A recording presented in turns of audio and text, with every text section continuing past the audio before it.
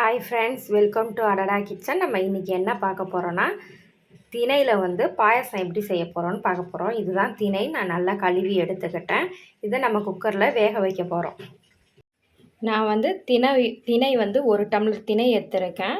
அதுக்கு 2 டம்ளர் தண்ணி வச்சா போதும், நல்லா வெந்துடும். ஃபஸ்ட்டு நான் தண்ணி எடுத்து வச்சுருக்கேன். இதை சேர்த்துடலாம்.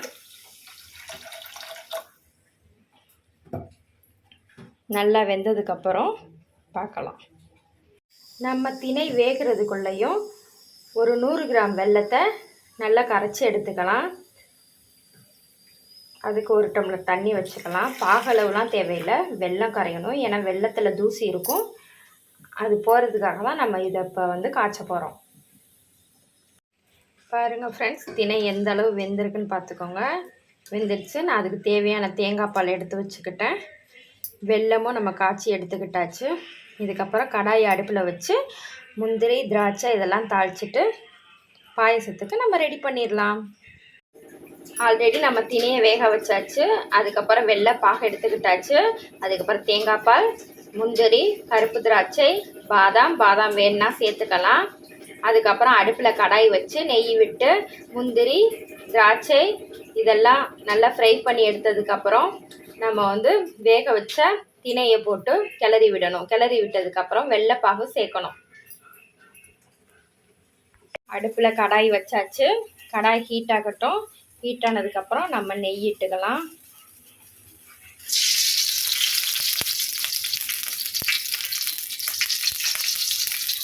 நான் 2 ஸ்பூன் நெய் ஊற்றியிருக்கேன். இப்போ நெய் ஹீட் ஆனதுக்கப்புறம் முந்திரி, திராட்சை போட போகிறோம். நெய், திராட்சைலாம் நல்லா பொரிஞ்சிருச்சு பாருங்கள். இந்த ஸ்டேஜில் நம்ம வேக வச்ச திணையை சேர்த்துக்கலாம். அடுப்பை சிம்மில் வச்சுட்டு அதுக்கப்புறம் நம்ம திணையை சேர்த்துக்கலாம். நம்ம திணையை சேர்த்தாச்சு. திணையை சேர்த்து நல்லா கிளறி விட்டுட்டு அதுக்கப்புறம் இதில் கொஞ்சமாக தண்ணி சேர்த்துக்கலாம். நான் 1 டம்ளர் அளவு தண்ணி சேர்த்துக்கிறேன். நான் ஒரு பெரிய டம்ளர் அளவுக்கு பால் எடுத்து வச்சுருக்கேன். அந்த பாலை இப்போ மிக்ஸ் பண்ண போகிறோம். காய்ச்சின பாலை மிக்ஸ் பண்ணிக்கலாம். பாலோடு சேர்த்து நல்லா கிளறி விடுங்க. கொஞ்சம் லைட்டாக கொதிச்சு வர ஸ்டேஜில் நம்ம இதில் வெள்ளைப்பாகை சேர்த்துக்க போகிறோம். பாருங்கள் ஃப்ரெண்ட்ஸ், நல்லா கொதி வந்துக்கிட்டு இருக்கு. கொதி வந்த இந்த ஸ்டேஜில் நம்ம கொஞ்சமாக வெல்லைப்பாகு சேர்த்துக்கலாம். இனிப்புக்கு தக்கன வெள்ளைப்பாகு சேர்த்து நல்லா கிளறி விட்டுக்கலாம்.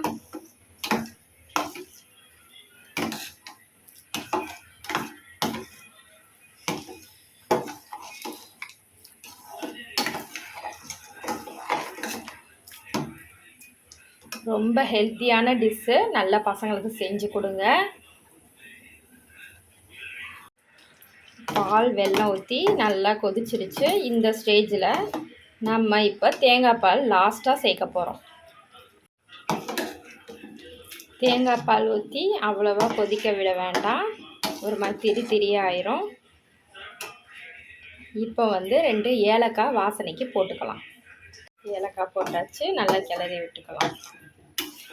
ஏலக்காய் ஃப்ளேவர் நிறைய பேருக்கு பிடிக்காது, சில பேருக்கு பிடிக்கும். வேணுன்னா போட்டுக்கலாம், இல்லாட்டா தேவையில்லைன்னா விட்டுறலாம். பாயசம் பாருங்கள், அருமையாக ரெடி ஆயிடுச்சு. இதுக்கப்புறம் நம்ம பரிமாற வேண்டிய வேலை தான். நல்லா ஹெல்த்தியானது. சிறுதானியத்தில் எது செஞ்சாலுமே உடம்புக்கு நல்லது. அதனால் திணை வகைகள் அனைத்துமே நம்ம சேர்த்துக்கணும். திணை அரிசி, குதிரைவாலி, எவ்வளவோ இது இருக்குது. நம்ம டெய்லி ஒரு ஃபுட்டில் ஒன்றாச்சும் சேர்த்துக்கணும். ரொம்ப ஹெல்த்தியான ஃபுட். சாப்பிட்டு பாருங்கள்.